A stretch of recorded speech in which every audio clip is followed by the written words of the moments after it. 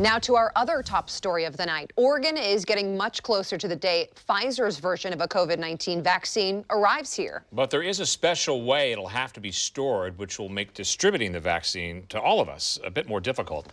Fox 12's Brenna Kelly is learning more about its unique aspects. Brenna? Well, Pete, as you may have heard, this Pfizer vaccine requires that ultra-cold storage. Now, the Oregon Health Authority spokesperson told me today that as of early October, they had heard 13 different hospitals and health systems have that freezer capacity, but they're working on more ways to make it more accessible for everyone.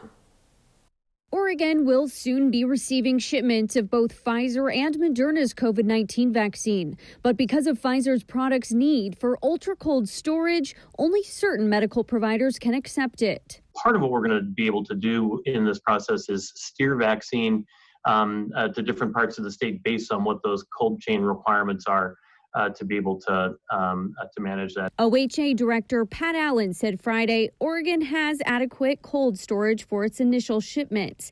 As of early October, 13 hospitals or health systems had ultra-cold storage capacity for Pfizer's vaccine.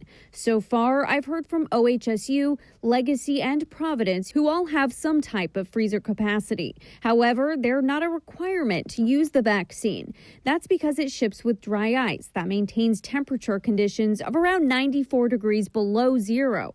The provider can either use it within 5 days or replace the dry ice for longer storage. OHA spokesperson tells me neither they nor the federal government has paid for any of this storage. The hospitals and health systems either already had them or acquired their own in preparation for Pfizer's vaccine. Meanwhile, OHA ordered 15 small, portable ultra-cold storage units to supplement the state's capacity. They'll be used to increase storage in non-hospital settings or in communities that don't have the resources or need to buy their own larger freezer. Those portable units might go are not yet determined. When it's time, OHA will take into consideration all of the available vaccine versions, including the ones that don't require that ultra-cold storage. Reporting live in Portland, Brenna Kelly, Fox 12 Oregon.